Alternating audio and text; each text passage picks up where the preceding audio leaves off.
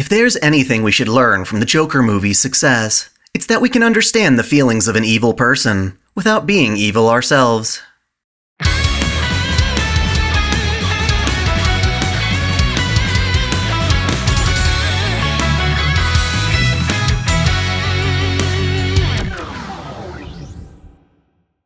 Welcome back to Otaku Daikun! Dai here. Now, despite the mass media's many attempts to incite gun violence in theaters, the Joker movie, a film that tries to explore the origin of an evil murdering criminal, has become insanely successful without any casualties. Isn't it nice to know that Joker fans aren't all psychopaths? Wait, you already knew that? Congratulations! You're a rational human being. That's right, it's totally possible to derive enjoyment from a fictional character's flaws. Somewhere along the way, it seems some people have forgotten that, demanding that fictional characters, especially protagonists, always do the right thing, have the right intentions, or have a good heart. It's why we see so many Mary Sues as of late. Writers are so obsessed with making moral paragons that they lose sight of the many flawed elements that make us human. Unfortunately, as a side effect, characters who break that mold tend to cause controversy, their actions taken as an extension of their writer's moral degradation. If that character is in any way racist, transphobic, or insensitive, some viewers will certainly extend those traits as a criticism of the work itself. In truth, however, that's hardly ever the case. For this video, I want to discuss two separate examples found in games and anime. The one you're probably more familiar with is Catherine Full Body. Among many complaints from the sludge of the internet reset era, there is one specific scene that actually got changed when the remaster made its way to Western PS4s. It's a conversation between the main character Vincent and his longtime friend Erica. Now, Erica is a fully transitioned transsexual woman who used to be a guy named Eric. At the bar, Erica advises Vincent on his lady troubles, suggesting he try to better understand a woman's heart.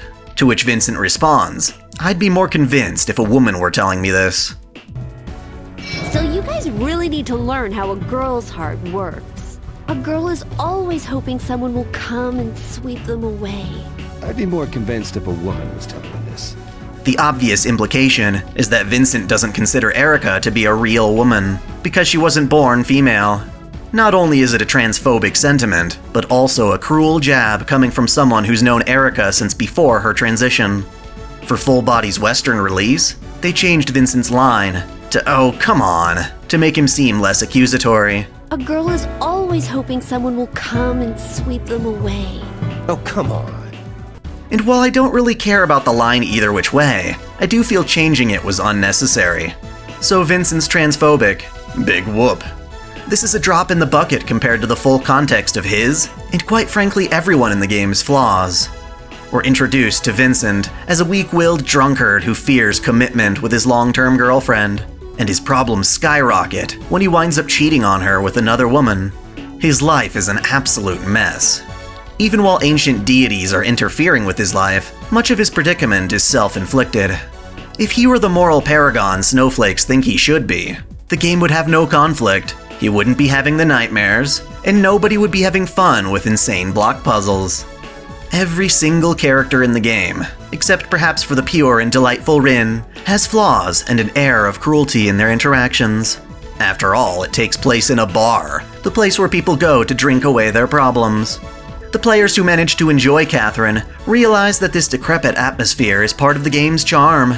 We can enjoy playing Vincent without forgiving him for his mistakes. We can even try and understand where he's coming from. I don't think Vincent has any obligation to make Erica fit his image of a woman, like he does with the other two Catherines, but he still said something insensitive to her without properly explaining himself. While Reset Era would rather die than play as a guy like that, taking a walk in another's shoes to see things from their perspective can be a valuable experience. Doing so lets us separate Vincent's redeeming qualities from his shortcomings, which would prove beneficial in constructively addressing his behavior for improvement. My other example comes from the newly released Konosuba movie, Legend of Crimson. This anime, being a modern Slayers with more raunchy antics, has been very well received since its initial release. The film, however, which continues from the end of the anime's second season, has been labeled transphobic. Quite baffling news to me. But after seeing the film, I can point out exactly what people took issue with. Again, however, I don't think it should be seen as a huge issue. Let me start off by saying the Konosuba movie is absolutely hilarious. It's amazing. You've no reason to miss out on it, especially if you are already a fan of the series.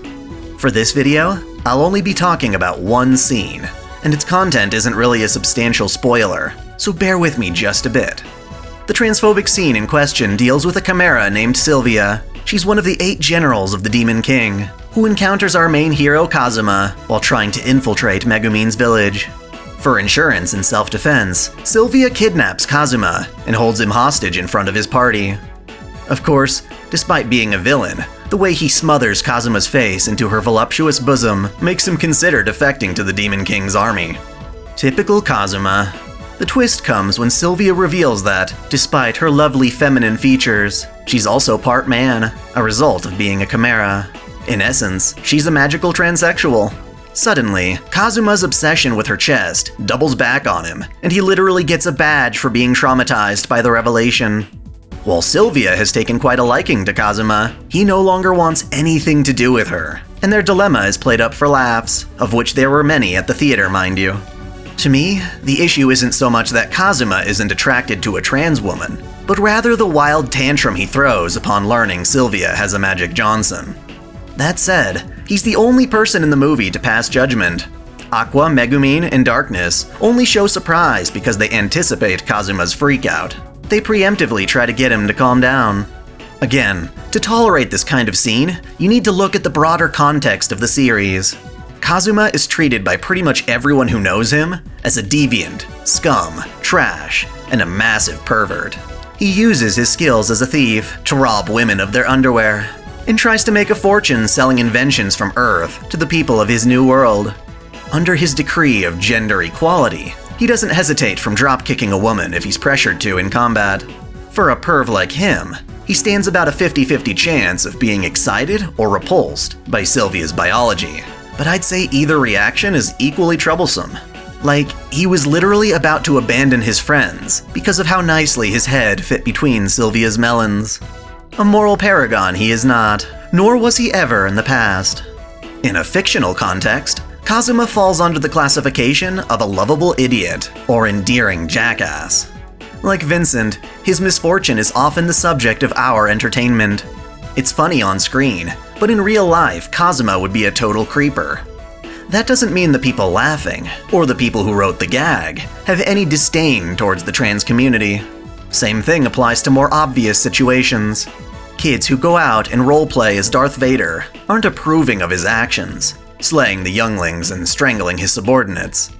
This is just another one of those unique experiences that fiction can provide us.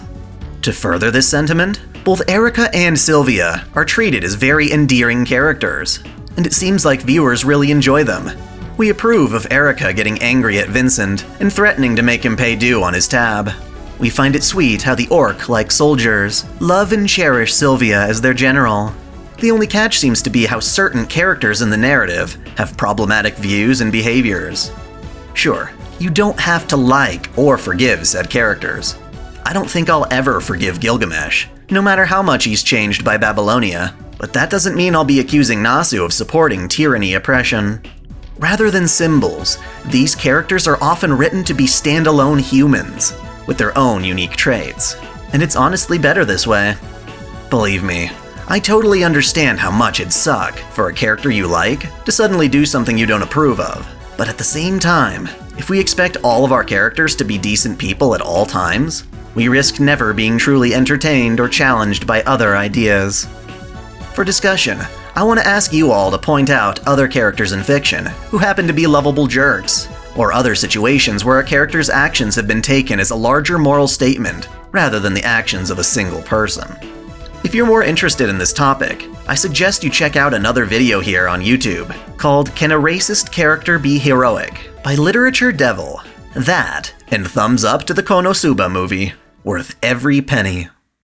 Thanks for watching. If you enjoy this channel, help me beat the algorithm by liking, commenting, and sharing the video, subscribing to Otaku Daikun, and most of all, smashing that notification bell as if it were your waifu. That way you'll never miss out on all of my anime content, lore videos, live streams, and Holy Waifu Wars polls. My vids are struggling to get featured, so that bell is absolutely critical. If you want to support me directly, check out my Patreon or consider donating via Super Chat. And as always, celebrate your fandom.